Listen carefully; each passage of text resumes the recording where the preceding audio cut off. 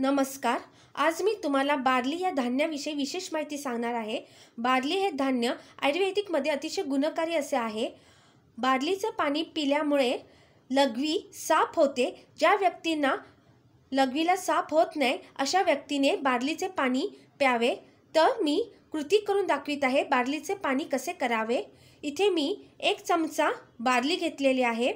इथे मी 1 ग्लास पाणी घेतलेले आहे। तर एका भांड्यामध्ये मी 1 ग्लास पाणी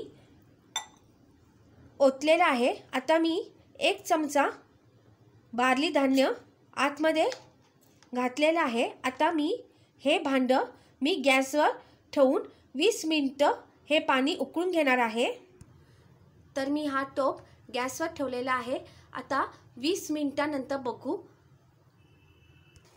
तर 20 मिनिटं झालेली आहे। पाण्याला छान उकळी आलेली आहे। बार्लीचे पाणी तयार झालेले आहे। आता मी गॅस काढत आहे।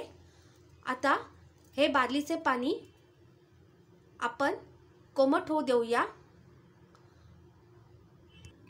तर हे बार्लीचे पाणी कोमट झाल्यानंतर दिवसातून थोडे थोडे बार्लीचे पाणी प्यावे। अशा पद्धतीने रोज बार्लीचे पाणी करावे।